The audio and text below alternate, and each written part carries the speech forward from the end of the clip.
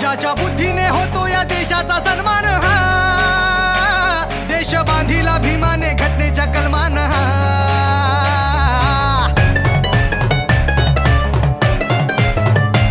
ज्याच्या बुद्धीने होतो या देशाचा सन्मान हा, देश बांधिला भीमाने घटनेच्या कलमान हा.